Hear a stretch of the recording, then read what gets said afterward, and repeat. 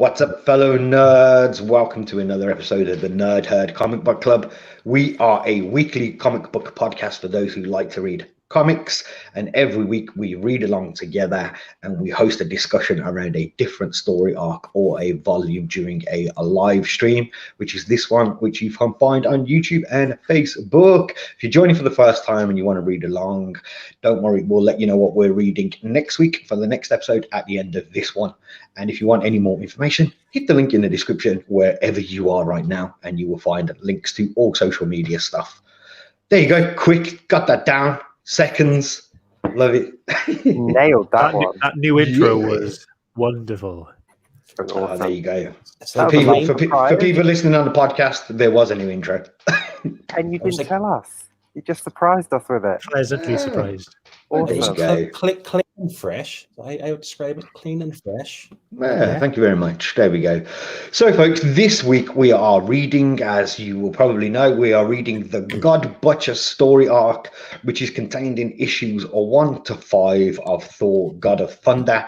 And this was published by Marvel in 2012. It was written by Jason Aaron, and the art was done by Esad Ribic. So there you go. That is what we're taking a look at this week. This is also the trade paperback volume 1 as well, for folks who are reading in trade paperback. As usual, I'm joined by the usual nerdy crew, and we have Phil from the Vlog YouTube channel, Phil's Nerdyverse. Hey, folks. We have Shane from Dawn of Comics on YouTube. Sorry, I've just noticed Phil's name. Ahoy. And we have Scott from Scott Shelf on YouTube. Hi, everyone. How you doing? How you doing? You all good? Yeah, mate. Excellent. Excited for this episode? Yeah. Always, of course. Yeah. All right. Let's get into it then. Say again? I have thoughts. Oh, wow. Don't we all? It'd be a rubbish show if we had no thoughts. Put it that way. Let's meet the herd then. Let's see who's joining us participating in this episode. We have Tom from This Month in Movies saying, evening all, hope you are all well. We have Liam Cartwright saying, hey. How you doing, Liam? Just scrolling down here as well. I can see Scott's lurking in there. Always throws me off when you guys are in here as well. We have the noob, Heidi Ho Peeps. How you doing, Sean? Hope you're well, mate. We have Firehawk saying hello as well. Hope you're well, Firehawk. We have TB Collects here as well. Hey, what's up, Nerd Herd and chat? Yeah, TB's pretty new, I think, to the community. So everybody go and check him out, man. He's a pretty cool guy. He's a really nice guy. Tom, if you got you out there with your blue wrench, can you drop TB's link in the chat for us so people can find him? There we go. And just scrolling down to see if we've got anyone else in here. We've got Shattered Glass Comic Reviews. Hey, everyone. Hey, Scott. Hey, got a name check, Scott. We've got Amy joining us this evening. We have Shane, your brother's in, Tottenham Gaming. Kratos is the only God Butcher I know. Oh, Kratos is awesome. And we have Comics versus the World. Evening all. Sorry I can't stick around. Just wanted to drop in and say hi. I'll be watching the show back tomorrow while I work. Have a good one. Thanks for stopping by, mate. Appreciate that. Appreciate you stopping in to say hi. And we have Helen joining us. Hey, guys. Hope you're well. Hi, Mum. There we go. That's the herd. It seems to get longer every week to do that. But thank you, everyone, for joining us. As usual, we're going to need a synopsis to get us started. And I do believe, Shane, it's your turn. It's my turn. The synopsis for this book, let's go quickly. It's set through three timelines, all Thor timelines. His younger self, his present day, and pretty much the end of time version of Thor. And it's all about him facing off against the same bad guy, Gorr, the God Butcher. And it's pretty much just a battle for the ages, isn't it? This Gorr just wants to kill every single god, and he wants to make sure he leaves Thor till last, and he keeps his word. Yeah. It's pretty much just an all-out battle through three time periods. There we go. It's also worth mentioning as well, I think, that this is kind of part 1 to the Gorr and Thor story. That rhymes. That freaked me out. Story. Yeah, so it's part one, really. Essentially, this carries on into the next 5 issues, which is the God Bomb story arc, which gives us the conclusion to the whole encounter there. So, but for this one, we're just looking at the God Butcher, so it's the introduction of Gorr. Right, who's going to make us... Sorry? Can I also add to that synopsis that this is for Harry Potter fans, because Gorr, the God Butcher, is Voldemort. He is 100% Voldemort. With a nose. It does look very similar to Voldemort. I personally really like the character design of the guy. Yeah, you can see there, to show you some artwork of the you can see that middle panel there as well. So he does have a very flat face like Voldemort, and he's got kind of, I think at one point Thor refers to him as a snake face or something like that. He's got very kind of serpent features. When I was reading his stuff, I was hearing Voldemort from the Harry Potter movies. That really? Was the voice I assigned to him. Yeah. Wow. All right, Phil, you kick us off then, buddy, man. Oh man, I love the story. I love the idea. The only thing I'd say is that, like Sabo mentioned, it's the first volume. It's really only the introduction. So past this point, there's so much still to go on. But in terms of like representing Gorr and kind of bringing him into the Thor universe, I suppose he's pretty villainous. He's pretty evil, and but yeah, I mean, again, this story is quite relevant because Christian Bale is going to be playing Gorr the God Butcher in the new Thor movie. And yeah, I got some questions for you guys. We'll probably do that at the end. I was going to ask you a few questions about the crossover between this and the MCU.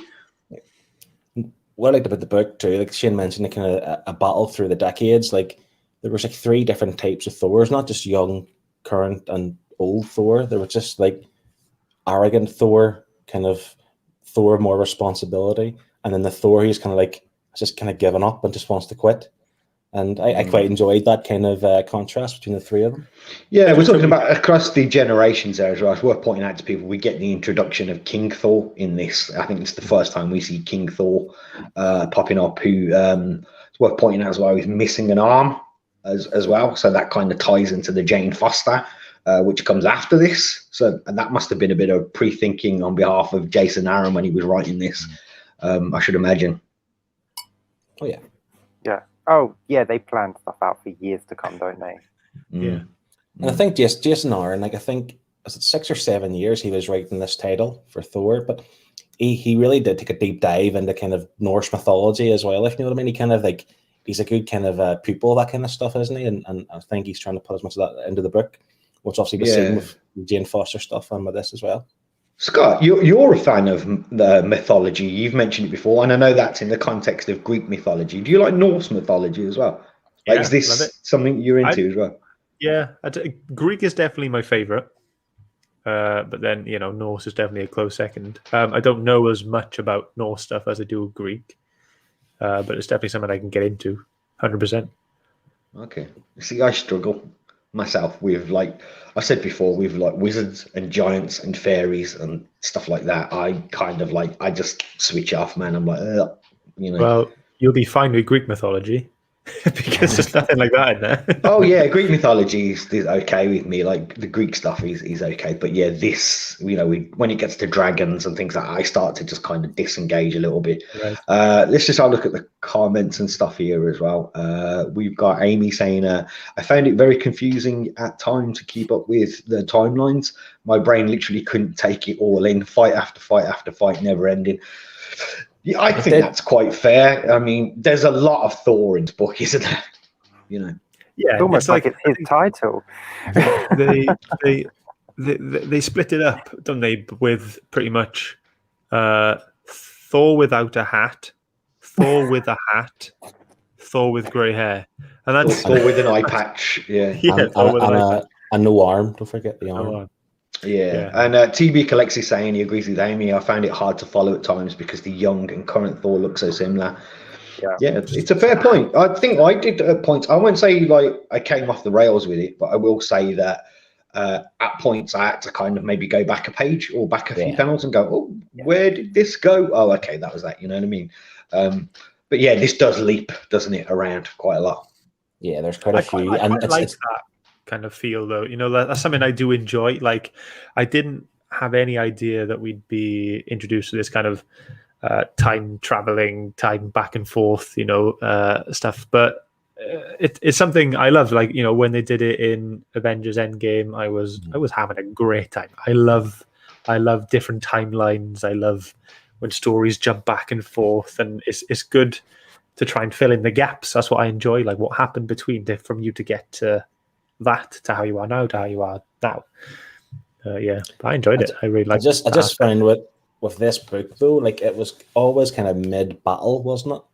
In a way, like, it wasn't like it's went back in time a certain different point in the book and then back to his own time at this point of the book. It was like kind of mid-battle every time. The way that they tell it, I think, narratively, is you're kind of getting flashbacks for past Thor. Present Thor, I think we're kind of following. And then you're getting flash forwards for King Thor. And then those three prongs tend to kind of meet further down the line, I think, don't they?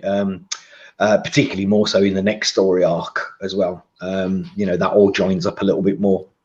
But yeah, I think that's the way I read it.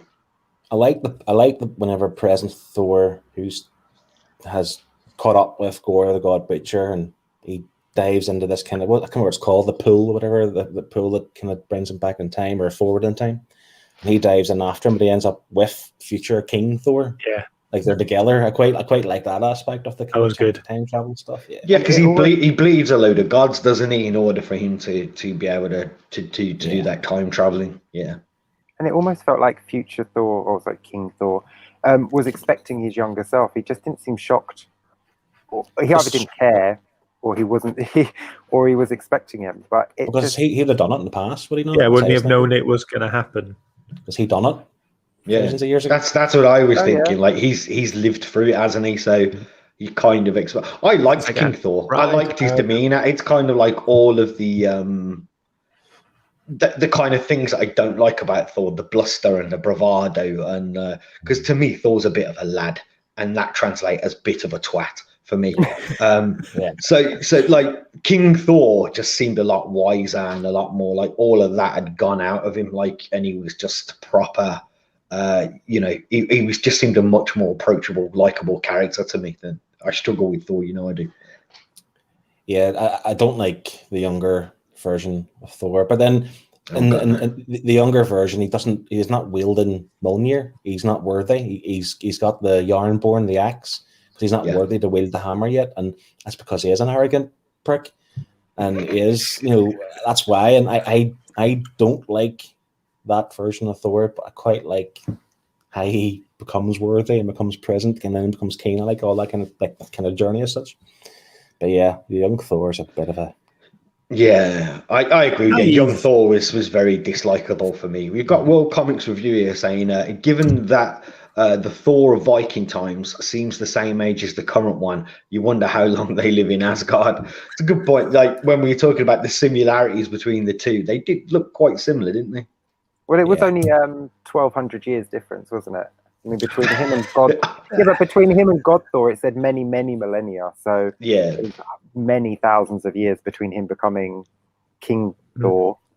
So it was 1,200 years. It's turned him pretty much from a teenager. It's just the way you said that, like, oh, it was only 1,200,000 years or something. Yeah, how much? Yeah, it's one of the reasons why, like, I find this book quite strange, because Thor encounters God the Butcher as young Thor in his early days, and kind of ignores him for 1,200 years.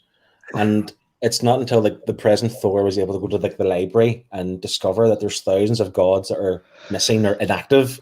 Well, he doesn't ignore him. He thinks that he defeated him in a cave, doesn't he? Because they have that fight, and then there's that big kind of bang, and Gorr's gone. So I think Thor genuinely thought he kind of got rid of him and defeated him. See, because he cut off Gorr's arm, didn't he? That was what happened. And then obviously the bang. Yeah. So I don't know. Maybe they obviously think he had defeated him, but it kind of you can tell with the present Thor, it still lived with him as such. He was never going to forget, because he talked about never forgetting, or always forgetting people's names and so on and so forth, but never forgot that cave and what happened. Well, it's when he discovers those other gods, isn't it, on that planet? He's kind of on that one particular planet, and he thinks, "Where are the bloody gods on here?" And he goes for a little wander, doesn't he? And he finds that they're kind of floating station that they use. They're all kind of locked behind a door, and they're all dead, aren't they? And I think that triggers off to him. Whoop! I think I know who's done this. Yeah. So that the book was kind of dark, wasn't it? For that reason, like you had hanging gods, and then there's other ones where there was 2 gods nailed to the tree. Yeah, that was. I mean, I was grateful the panel was quite small, so you didn't see the detail of them pinned to the tree. But it was as he went through and he saw all the dead gods, the one on the beach and the massive, that big giant one. What was that called? Big behemoth. I don't know what it was, but it was massive. Yeah, and it's like Gorr just went to all these places, all these planets, and just killed all these, but left the bodies there for people to see them. Yeah, and I think it's a testament to Gorr as well. And I have to say, let's talk about him for a second as a character. Personally, for me, I loved him. I think this is everything you want out of a villain, in my opinion. His speech that he gives, "I am Gorr, son of an unnamed father," or whatever, like that is like almost like James Bond-esque speech for a villain, and the style and the fact that you got all that black that surrounds him, which for people watching, he's connected into the null mythology as well, around the necro sword and stuff. So that's been kind of like retconned by Donny Cates into this stuff. But I genuinely love this guy as a new villain. Like, we live in a time with comic books where they just throw characters in books just to see whether they stick. This guy was awesome. This was like a well thought out proper villain, in my opinion. Well, I am looking forward to Miracle Molly appearing in Batman, of course. But the thing about this Gorr character, he wasn't really, excuse the pun, fleshed out. Like, there's not, apart from that speech, there's still so much unknown about him. But like I said, this is only part 1 of the Gorr and the Thor story. I think in issue 6, you do get the backstory of Gorr, so you find out where he comes from, what happens on his planet, and stuff like that. That's the start of the God Bomb story arc. I love the way as well. Don't want to hog the show here. Sorry, Scott. You go. Okay. All right. Okay. Thanks. Gorr for me was the best villain I've ever read in a book. For me, so my favorite villain in the MCU is Ultron. Like, it's that kind of intelligent creepiness about it, and for me, I just love it. And I'm reading this, reading this whole thing, get introduced to Gorr, and I'm just grinning. I'm just having a great time, and I'm just thinking to myself, I'm so happy this character has been put into the MCU, and I hope to God Christian Bale nails it.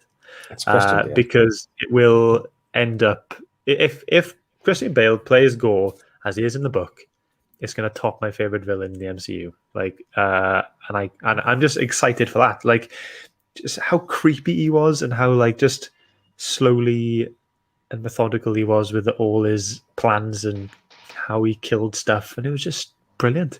Just loved him. Yeah, I completely agree. I again, we'll have some MCU chat at the end, because I do have some questions that I want to kind of hear your guys' opinions on, and in the chat as well. Amy saying she thinks that she'll have to read volume 2. Gorr is a very interesting character, just didn't give a lot away in the first volume. I do agree. You do get a lot more in that second volume as well. Yeah, this is almost like, to put it simply, this is the introduction, let's say, of Gorr, and then God Bomb is more the kind of, that's how that plays out then. Cool. If that makes sense to folks. Looking forward to that. Yeah, and yeah, it's worth reading. I'll say, if you right now, if you did enjoy the first 5 issues, even if you were kind of like, yeah, it seems okay, but I kind of want more of Gorr the God Butcher, it's definitely worth reading on for the next 5 issues. I've kind of carried on to read the whole run, and I've got to about issue 17 now, and I will say it does kind of tail off a little bit. We get Malekith coming back, and it does kind of like seem not as interesting as those first 10 issues. But I think those first 10 are a must read. I really do. Awesome. I just hope they don't give him like a redemption story in terms of like he's doing all this killing and here's why, because he's had a terrible childhood and so I don't care. I just want him to remain evil and creepy and sinister. I don't want to feel sorry for him. Do you know what I mean? I just want him to be evil. I'm kind of with you, because a lot of people are kind of saying that it's the necro sword that causes all of this stuff. You know, for that kind of bloodlust. But I'm with you, Phil. I hope that he just stays bad and evil, because he's too good of a villain. Sorry, Shane, go on. Is he bad? Is he a villain? I mean, I know he's killing all these gods, but he doesn't like killing not innocents, but like normal beings. He does try to stay clear of killing those. He's like, I'm trying to free you. He just wants to kill the pantheons of all these planets to sort of free the people. But it's the hypocrisy though that kicks in, because he almost like, again, we're only kind of covering the first 5 issues here, the reintroduction, but he almost becomes the things that he's trying to kill, and that's the hypocrisy of it. He mentioned killing infants. Like, even if you're a god or the infant of a god, you're still an infant. So the idea of these killing infants and stuff. And I will say, like, in that second story arc there, you do see that he is evil. And he does kill innocents, let's just put it that way. I haven't read that, so I can't judge him on actions I've not seen him partake. Good on you, man, for being a good person. You're like, I haven't seen him do it, I'm not judging him. Shane brought up a really good point, though, because there was one thing I was just sick of seeing in this book, and that's the word pantheon. Like, he must have written that about 25 times. I'm like, that's why it's in my head. It's just like every other page is that word. It's like, I know what it is. Like, it's just like you have to say it every time. It's just like, okay, I get it. I agree with you there. That word was overused, and I don't know what it is. Like, I'm not a fan of that word. There's not many words I'm kind of like, what a rubbish word, but I'm not a fan of that word. I don't know why. I don't know. It's just weird. Every time I read it, I'm just like, ugh. He needs what do you call it? A thesaurus. He needs one of them, because there's other things you could say that implies important people. It doesn't have to be pantheon. It's just like there's other things. But can we talk about the art? I was just going to say the same thing. Yeah, let's have a discussion about the art. Let me show some. To kick it off here, let me just show you something here. Like, this fluctuated for me. I think there's a huge contrast in this book of it going from almost kind of like gallery style paintings to it being like really scratchy and kind of very modern and coarse. And I think that tends to happen around Gorr.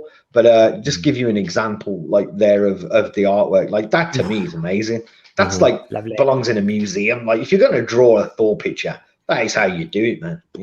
And that there on the screen doesn't really do it justice. You blow that up and there is a lot of detail there in the shadow as well. Yeah. Shane, did you have some thoughts on the art? No. Only on the human faces. The human faces made me laugh so much. Oh my God, it's hilarious. Every single face. Gorr's face was brilliant, absolutely fantastic, like terrifying, really well done. Thor's, every page he's just got this incredibly crazy shocked face. His eyes are bulging out of his head. He's got dirt face. He's like, every single page. And then the aliens do it, the gods do it. They've just got this face, and it's, oh my God. As much as I was enjoying reading the book, every time I turned the page, I was just laughing at these faces. So it was taking me out of the seriousness of the book. Yeah, but then, like you say, you get. I don't think you're wrong at all. There was a lot of kind of strange, shocked faces, quite a bit in this book, where people were just looking over their shoulder and going, like there was just a lot of that going on. You're not wrong. But like I say, then you get those beautiful pages like that where Thor was standing there, and it's really nice. And I was just hoping that the next page wasn't going to be a zoomed in version of him, like. Just didn't look like Thor. That was the thing. It just didn't look like him, did it? Like when he was pulling those faces, it didn't look like Thor. No. Yeah, true. Yeah. I can see your point there. But I found as well in this that Gorr, I found the further on we go with this book, like the better the art is around Gorr. Like he starts off with the hood and all of that, and then we start to see the tentacles at the back of the head and all the kind of the black on the suit and everything. Like I think as it goes on, the art around Gorr got really good. Just checking the comments here, right? Amy saying she hated the art, really not a fan. She's saying it was too wishy-washy for her. Tom loved it, absolutely loved the art. Liam is saying the art was very hit and miss. I kind of agree with that. I did find it hit and miss. TB Collects, completely agree with Shane. Everyone was shocked all the time. It's very good. Firehawk, not consistent artwork. Liam saying not consistent at all. I'd say the bad outweighed the good, but there were some beautiful pages. And So everyone loved it then. The covers are gorgeous though. Yeah. Oh yeah. Just a quick hello to GP Venom as well. How you doing, Pete? Hope you're well, my friend. One thing I did really like in terms of the art was the world and character designs. I mean, even though they were just showing dead gods and they would just be in like 1 or 2 panels, they put so much effort into making these characters look like they fit in this universe of everything, and like nothing seemed out of place. Everything seemed good and looked awesome and fit in. I will say you slightly worry me though, because it seems to me like you're developing some sort of dead god complex, because I know you're kind of reading we only find them when they're dead at the moment, and you like them dead god covers as well, don't you? You're creeping me out here a little bit, Scott. I love a dead god, man. I've read too much Greek and Norse mythology.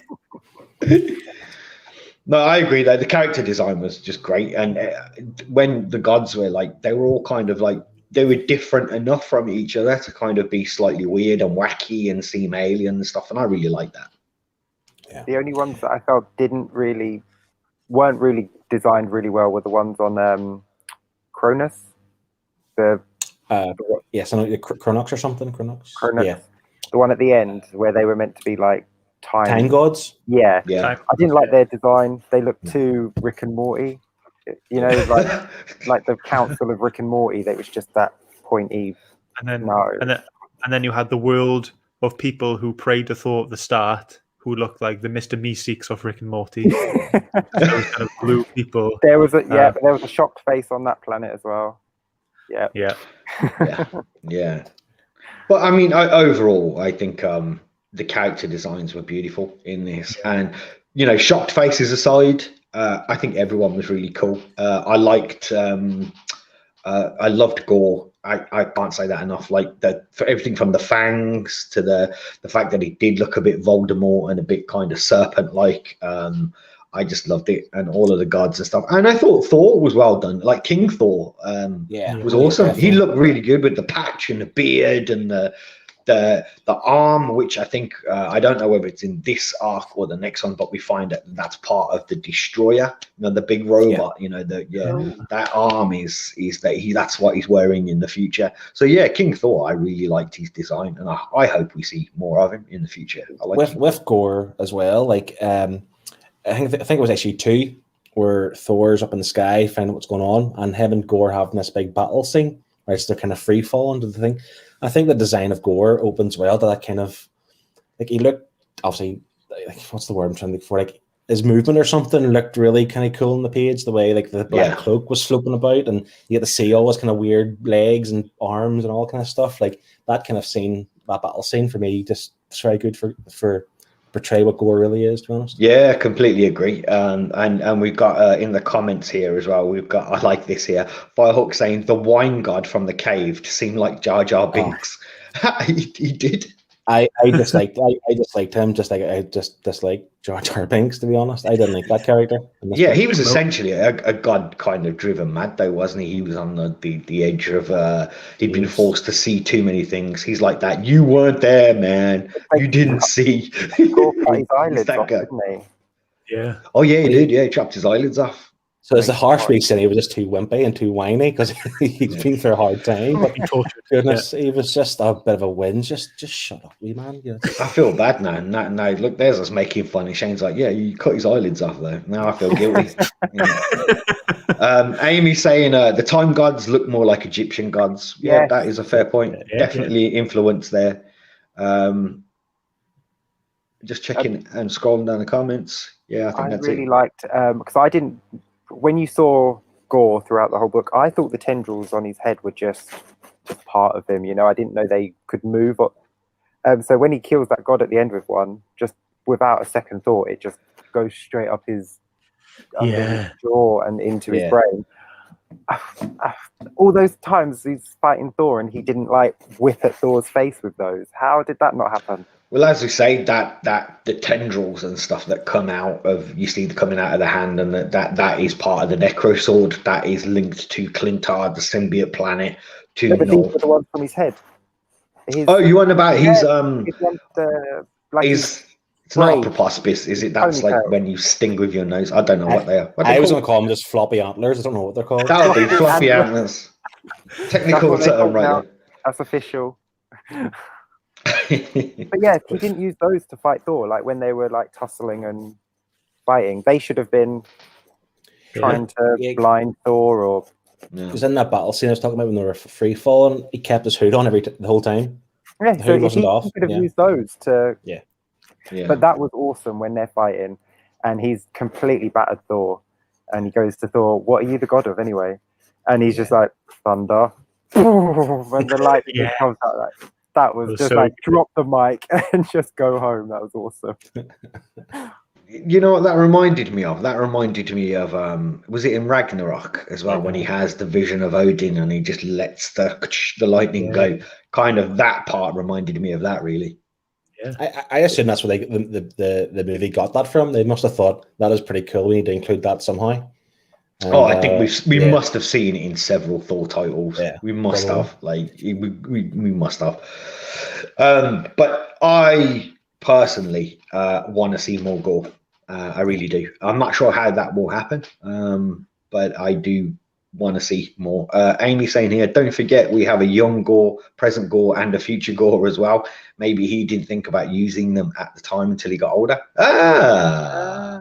Hey, wow. And that's a good point, because again, as we go forward, like Phil said, that early battle, he's got his hood up, and then as it goes on, like I said, with the art, definitely the character design gets more in depth around him. It's more naked.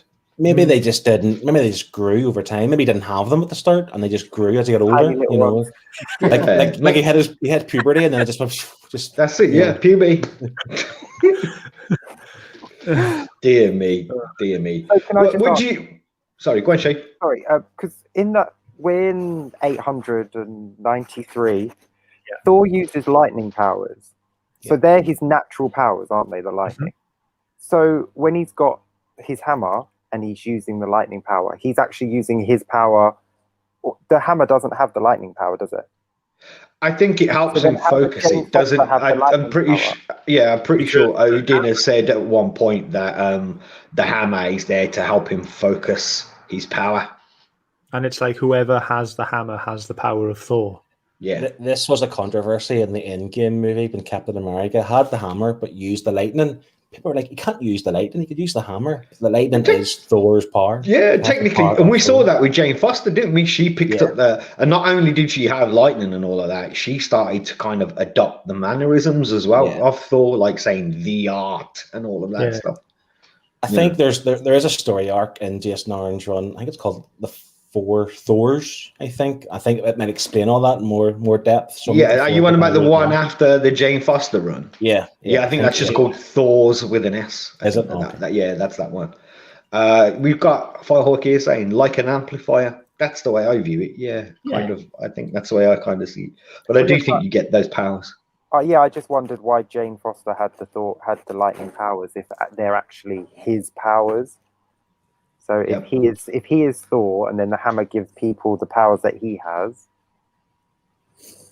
I was just getting a little bit confused. That's all. Tommy's saying, "Who holds the hammer holds the power of Thor, including his lightning." There we go. Yeah. So And his good looks, like I'm worthy clearly to lift the hammer, and I clearly look a lot like Chris Hemsworth Thor, so that clearly works. 100%. Well, I mean, I did think we had a special guest on today. Just doing one of those shocked faces like in the book there. I could do my best Aussie accent, but No, don't do that. Let's not offend an entire continent. Let's not do that. oh dear. Anyway, the scale of things in the art was really good as well. Like you had, like I think it was when he was coming up to the library, was it, and stuff like that. Like you had like the full page panels, and you had the whole thing, and you just see a little tiny thing down here. Were you going to show us that? No, I was just having a look, see what images that I had there, but no, I don't have that one. Yeah, that's something I quite liked. I think they were really good. Going back to the whole world building thing, I didn't have a problem with any area or place or whatever they showed us. I think everything, again, just fit in, and I just loved it. World building wise was really good. Yeah, it's like that kind of art's like emphasizing the size, the grandeur of like the library and stuff. Like that's obviously what it's trying to do. And it looks, See, what I struggle with Thor, and I think this is the fantasy thing as well, is you've got the 9 realms, haven't you? And they've all got like names that are really hard to pronounce. And I don't know, maybe I'm just too lazy. I'm just kind of like, I don't care about your hell world. Like, it's too hard to say. I'm not interested. Like, maybe that's it for me. Some of the visually, the world building was great. Yeah. The realms, like Heffelheim and Slovenheim, I don't have to say them myself. Gryffindor and Hufflepuff. Yeah, it's just. I think you do need a degree in Norwegian, I think, to pronounce some of these names. No, you don't. You got go ahead, Alfheim, Mispelheim. I think that's the fire one. You just got Hell. That's a good one. Jotunheim. Jotunheim. Yeah, nailed it. Asgard. Yeah. Easy. Come on. Can you come on? I'm waiting. Can you do them all? So we're all night. You talk about yourselves. You can't cheat. We've established then that you don't need to be Norwegian or have a Welsh country accent to be able to speak. I agree. Yep, sounds about right to me. World Comics Review is saying, what about back in the day when that scientist could transform into Thor? Which scientist? Who are you referring to there? Is he Donald Blake? Is he referring to? Yep, Donald Blake. Is Thor? He is Thor. Just like it's just that's his body double name, isn't it? Yeah.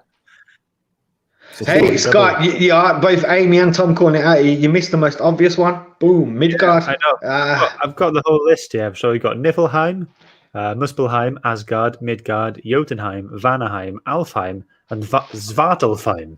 That's one I can't do. It's just crazy.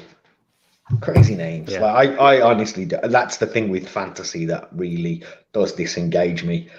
When you kind of have these fantastical names, and I'm just kind of like, come on, it almost seems like I'm just going, you've just totally made this up, and it's just too far out there, and therefore I'm not listening anymore. Like that's just me. That's what happens in my head. Right then, before we get to do what we do, as I said, I've got a few questions for you, because we know that, as we said, Christian Bale, as it's out there, he's coming as Gorr the God Butcher. I got a couple of questions for you guys. Do we think, now that we've kind of seen the introduction of Gorr, we know a little bit about what he's like, do we think, first question, Christian Bale is a good casting for Gorr the God Butcher? Yeah. He's a method actor. Yeah. So he's gonna be Gorr. I can just see him now, just reading the books and just really trying to get that vibe. He's gonna watch all the Harry Potter films, get that Voldemort vibe going, and I think he's gonna absolutely nail it. I couldn't think of the actor who played Voldemort. I couldn't think of his name, but I do picture Christian Bale. Ralph Fiennes. Fiennes. Yeah, Ralph Fiennes. Yeah, he's Voldemort. But I can kind of imagine they will kind of adapt like a real raspy voice. Not like, I'm Batman. Nothing like that. Just like that kind of raspiness or something for this character. Yeah. And Christian Bale will do it. And he'll do it well. Yeah. Shane, how about you, mate? I'm not a Christian Bale fan. No? I absolutely hated him as Batman. He's not my Batman. # not my Batman. Hey, don't leave the thumbs down on this channel, folks. Go over to Shane's channel and do it. He said it, not me. # sassy Shane. I will say, I was just going to bring this up as well, and Sean, the noob here, has he's clocked it before me, and he said, "Watch American Psycho. You'll see him at his most deranged." And I completely agree. Even though that film is nothing like the book, I would say to people, don't ever read that book, ever. Do not. You will have some serious psychological problems after reading that book, American Psycho. It's nothing like the film. It's far more serious. It's horrible. Never read it, but it is good. In a really disturbing way, but if that makes sense. But yeah, based on that movie and his portrayal of how kind of scary he can be in that, I kind of think he'd be a good casting for this. Yeah, I think I'm also quite biased because he's Welsh. Yeah, I know. So, yes, I thought you would say that. So I suppose following on from that is, do we think Gorr is a good fit for the MCU? Because obviously it works in this story arc here, but do we think, given, the previous Thor movies and the way the MCU is going, is there space for Gorr in the MCU, do we think? Yeah, I think he would be perfect now. Now that we've got the vacuum from Thanos being no more, I think he'd be a great threat. I mean, he's so menacing, so powerful, and pretty unstoppable. I mean, and his minions, those berserker things, they're pretty tough to beat as well. The thing being, I don't think he'll be a threat to Earth though, because there's no gods on Earth. So I don't think it's going to be like the wider MCU of like. That's how they can explain why the Avengers aren't helping him. Yeah, that's what I was thinking. Yeah, they don't have to go as far as Earth to have. As much as I kind of hate to say, because I really do love this character, like I think he probably will be a one and done villain, won't he? Yeah, I think so. Yeah, I think so. I don't think he has enough to carry him over 2, 3, 4 movies. He couldn't appear like Thanos at the end of a movie for 10 years, and build up to that. He doesn't have that. Yeah, because he's working alone. Like he has the berserker things, but he's essentially working alone. Like these berserker things aren't like I don't think they're like a sound body of mind. They're just there to kind of create carnage. Well, again, this connects to the whole symbiote necro sword vibe. It goes in. It connects into that. Because one of them did become the chain from the First Order. Thor sees it became the berserker, didn't it? Because it melted and then it became the berserker. When he flies up to the space station and the 3 giant gods are dead, they're all hanging in that room. The chain that he breaks melts like a symbiote and then turns into the berserker. I didn't miss. Yeah. There we go then. What this could do. Go on. I was going to say, as a fan of the current Venom and Null storyline, this could see a path for Null to come into the MCU, I suppose, as well. Like if it's somehow related with the Necrosword and Null. Could be an entry. See, I'd kind of agree with you, and I don't want to go down that road. But again, I kind of feel it's too soon for Null to get a big screen appearance. But again, it's how badly Disney want to sell toys, isn't it? Because like that would shift a whole lot of Marvel Legends figures, man. Next question then, and I suppose this is the last one before we get on to the final thoughts and scores, is given that we read Thor from 2014, the Jason Aaron continuation, I was wondering, and I want to know what you guys think, because in this we have 3 Thors that team up to defeat Gorr. We have past Thor, present Thor, and then King Thor from the future. Do we think that they're going to maybe swap out the past and future Thor for maybe Jane Foster? Because all signs are kind of pointing that she's picking up that hammer. So do we think maybe that's where they're going to go with this? In the movie? Yeah. I hope not. I hope to see King Thor more in the movie, to be honest. So where does Jane Foster fit in? Because essentially we've got, if the signs are pointing to her lifting the hammer, which was from that run, we're getting Christian Bale as Gorr. So they're going to have to somehow mix these things in together. And I wondered whether they would swap out the future and past Thor and have maybe Jane Foster and maybe introduce somebody else, maybe Beta Ray Bill. But could he not be the villain in? Is he the villain definitely in the Thor movie and not the next Guardian movie? Because Thor's going to be in the Guardian movie, and maybe he could be the bad guy there because they're already in space. Rather than him going and messing with Jane Foster. Maybe, but Guardians don't really tie into this. No, at but all, Thor's the with gore them, thing. and they could tie it in because it's already in space. They've already dealt with powerful beings. I'd rather that than have them give gore to Jane Foster. You've given Thor 3 movies, and one of them was great, one was okay, and one was dreadful. And now you're going to give his best villain to his girlfriend. No, that's not fair. Don't do that. No. I don't mean they're going to give him the villain. I mean they just got, essentially, instead of having past Thor and future But Chris Thor. Hemsworth is in Guardians, so is he coming into the Thor film as well? Well, yeah, Thor's going to be in his own title, isn't he? Love and Thunder. Yeah, I should imagine so. The thing is too, like, whenever we read the Jane Foster thing a few weeks back, Jane Foster became Thor wasn't worthy based on what happened with Gorr, something Gorr had done.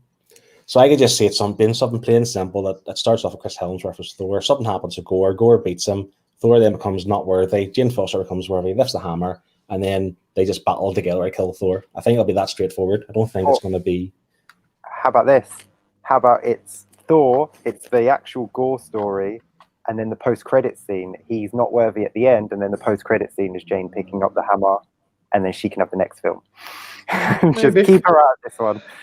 Who knows? I know all of those things were going through my mind, seeing as we know Gorr's coming. So I just wanted to get a rough idea what you guys think. Have they started filming this yet? Is it? I know it's been on the books for a while, but COVID's obviously delayed things. They're filming Thor and Guardians, yeah. Will they start filming Guardians with Thor in it? Right, okay.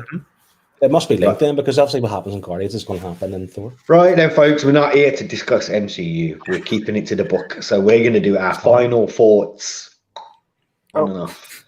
And our scores. So, Phil, do you want to kick us off, bud? Okay. Again, great opening kind of story for Jason Aaron's Thor run in terms of introducing this kind of real sickening, menacing character. Thor character himself did come across like a bit of an a-hole as a younger Thor, but we got to see King Thor, which was great. The artwork, it was sketchy. It was inconsistent. There was parts I liked, parts I didn't like. Like I say, as Scott mentioned, the kind of the grandeur of the kind of the world building, the kind of the kingdoms, or whatever, and it all looked pretty good. The story was enough to keep me on the edge of the seat, but I felt like unsatisfied. Maybe it's just because it's the first volume. I need to read on. I felt unfulfilled. Like is that it? Just the first 5, that's it done. But I was obviously Jason Aaron's intention to get people to read on to the next one. So, but as an arc on its own, introducing the villain, seeing kind of Thor become a detective, which was quite interesting because he was investigating the murders. I liked it. Not the best thing I've ever read. Not the best Thor I've ever read. I'm going to give it a 6. A 6. It's a 6 from the money. Yeah. Okay, people in the chat, you know the drill with these episodes. If you've read along this week, drop your score in there, 1 to 10, and I'll make sure that I get that down as well. And we'll take an average of what you guys think too. Shane, as the song goes, Thor, Thor, Thor. How did you like it?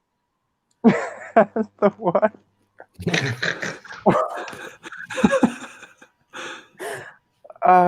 Okay.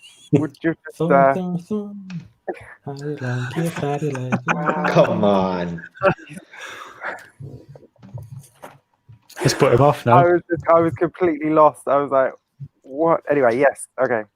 I've always liked the idea of Thor more than the actual character of Thor. Like, every time I've read a Thor story, it's not really entertained me. It's been too heavy on the Asgard side. But when he's in Avengers and stuff and it's set on Earth, I quite enjoy him as a character. I was surprised at how much I enjoyed this story, because I was thinking it's about God Butchers. It's going to be really hard to get into a heavy Thor book. I haven't read Thor for ages, and I really, really enjoyed the story. The artwork was hilarious in places, and it wasn't meant to be, but it entertained me as I was reading it. So I know I was meant to be taking certain parts seriously, but I couldn't because of some of the faces, but I'm still enjoying it. It didn't take any of my enjoyment of the story away. Gorr is fantastic. Really, really scary, really powerful, and just the presence when he's there you look at him, you're not paying attention to Thor. Your eyes are drawn to Gorr on every page that he's on. I really like that. I like the design of his face more than I do like the black cloak. I think that's a little bit boring, but overall, I am going to read the next part because this left off on a massive cliffhanger, and that's not fair. When I read a volume, I want the volume to be a start, middle, and an end of a story. So it does have to lose a point from that, because that's not, for me, a trade paperback should be the whole story. That's fair. So, that is fair. So maybe one more issue would have made this a complete story. But for me, overall, I really, really enjoyed it. Like I say, the art's fantastic. It's so funny. If you haven't seen it, everyone should just Google some of the faces from this book, because they're hilarious. Go on Shane's Instagram. Yeah. I made a collage of some of my favorite faces from this book. It's fantastic. For me, this is a solid 7. That's good. Good Thor. 7 from Shane. Okay, Scott. Thor. How do you like it? One of my thoughts. Are you asking? Oh God, go home. Oh, dear me. You're all weak, baby. So with the Jane Foster stuff, I didn't feel like, I didn't have a good. What am I trying to say? I didn't think Jason Aaron was very good based on the Jane Foster stuff. But so when I came into this and started reading this, I was pleasantly surprised and had a really good and great time. The art was, like people have said before, hit and miss. The battle scenes were awesome. I know there were a lot of them, but they were really good. And yeah, like Shane said quite a few times, the faces were a bit off-putting, and kind of took you out of the moment, or took you out of what they were trying to get you to feel or understand what was going on. But overall, Gorr absolutely made this story. I mean, you can't have a good superhero story without a good villain, and Gorr made it. And I was like, "Where's more? Give me more Gorr. I need more. Like, where is he next?" The time travel stuff and that kind of flashback, flash forward, and all those kind of things were really cool. I think it was necessary to see the, prick Thor, normal Thor, future King Thor, and I think we needed to see those different personalities so we can appreciate King Thor more in how wise and calm and how thoughtful he is, but even though we learned a lot about Thor overall, I still felt that he was quite flat. But yeah, Gorr definitely made this. So overall, chucking all of that together, it's going to come out as a 7 out of 10 for me. 7 out of 10 for Scott. There we go. All right then, folks, let us have a look in the chat and see what everybody has come up with then. I think I've got everyone's scores. If you haven't said yours yet, throw it in there before I get to the end of this list, and I'll make sure it's included. So we've got the noob, we've got Sean here saying an 8. We've got Tom, This Month in Movies. Volume 1 only scores a 7 from him. It's a 7 from Amy 2. Firehawk comes in at a 7 as well. Oh, looks like the noob changed his score to a 7.5. Okay. What do we take? Was that peer pressure, Sean? And then we've got TB Collects 6.5 for him, saying a little too wishy-washy on the art. Story was okay, but wanted more, like Phil said, 6.5. And Liam comes in with a 7 from him too. So there we go. I'll go through mine. I love this. I don't think it's every day you come across a new character that you just instantly like, and that was there for me with Gorr. Straight away as a villain, I'm like, sold, give me more Gorr, like you said there, Scott. I quite liked, Phil, you touched on it, and I wish we'd have had time to maybe talk about it a little bit more, but this is very much like Detective Thor in the beginning of the story arc. And it does have a bit of a detective vibe with him going to the library and doing research in books and stuff like that. And I kind of like that. That's a side of Thor I haven't really seen before, for me personally. I love the artwork. Like I said, I kind of fell out with it a little bit in parts. But when it was good, it was really good. but the mistakes, I think that made the mistakes even more obvious when they happened, you know, and it fell flat on some of those points there. But again, for me, it's gore. That's what this book is about for me, all of the way. Like, this is a great villain. I want to see more of him. So for me personally, this is an 8.5. And the reason why it gets that extra 0.5 is because out of all the books that we've read so far on the Nerd Herd here, this is the one where most people have turned around and said, I'm going to read on. I want to know what comes next. So it gets an extra half a point for me because that is great writing. That's the stuff. That's the shape of a good book when you got a lot of people saying, I want more of this. So it gets an extra 5 from me. It'd be higher, I will say, if we were including that second story arc. But yeah, that's what it is. It's an 8.5. No spoilers. So the chat's average then, folks, is they come up with a 7. Average score of 7 out of 10. All the guys watching live, you've given it a 7. And we have come in with individual scores of 6, 7, 7, and an 8.5, which gives it a 7.1 from us. So let's have a look on our Nerd Herd leaderboard and see where 7.1 falls. And just above Maximum Carnage. Wrong. So there we go. I think this is falls in number 8 then. Is that right? Yes. There we go. Can I change my score? No. Nope. You are locked in, brother. Can I do a Shane from last week? It's a fix. He's all up Maximum Carnage lower than what it should be. Dry your eyes. There we go. 7.1. Yeah, I loved it. I thought this was a fun one this week. I think, you know, regardless of score or anything, I think we all had a great time. You know, we've had a lot of comments, and that's part of the fun of doing this, is to get us all talking. And I know I've been quite active on Instagram talking to people this week about Thor and did you see this and that happened. And I always think that's always a good sign, you know, when that's happening anyway, even if it's a bad book. You know, I just like having that interaction with people. So there you go. That was Thor the God Butcher. And next week we are reading Scott's choice. That's right. Scott, do you want to tell people what it is?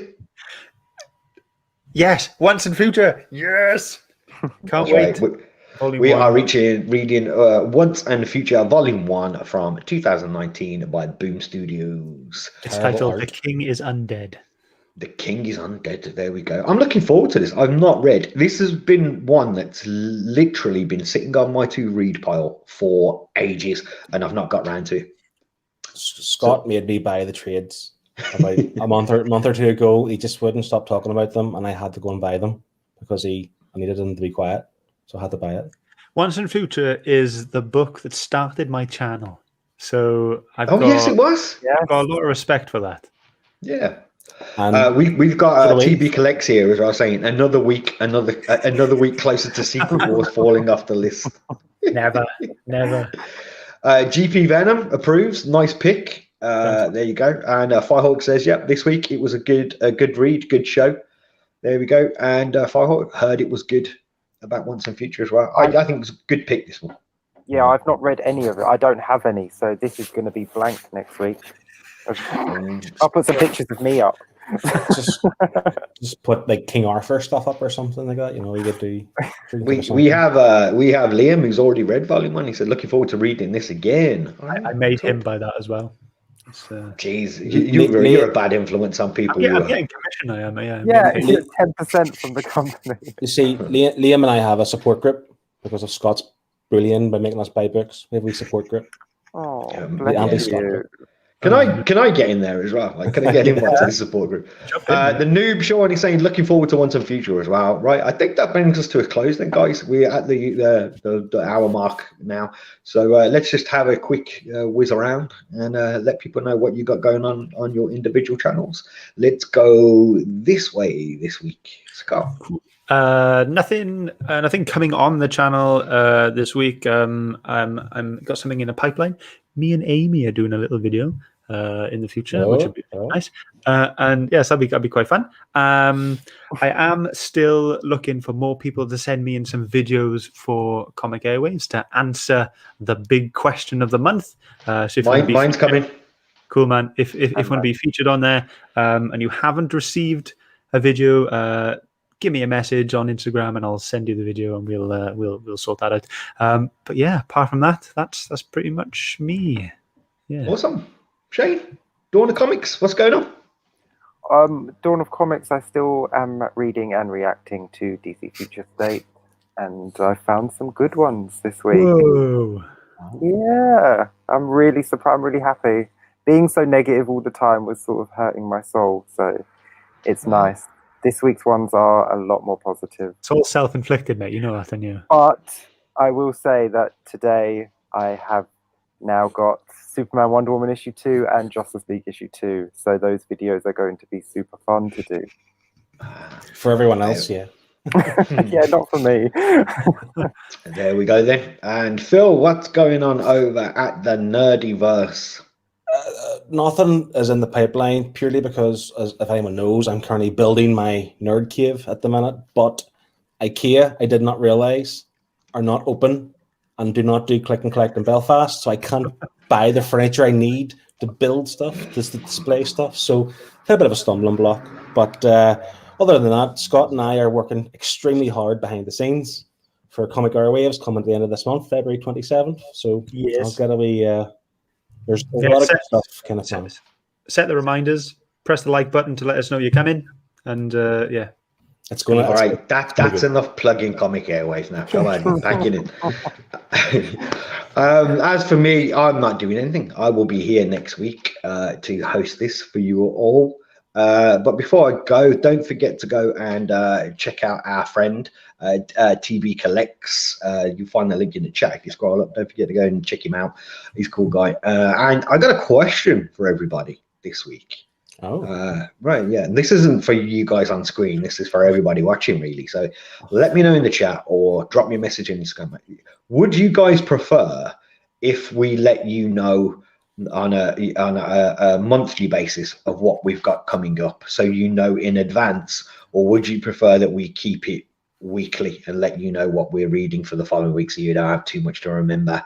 So just let me know what you prefer, and we'll make that happen. cool. Yeah, Okay. cool. All right then, folks, that's it. We're done. Another week, another episode. Right. That means Oh. get your way, Sam.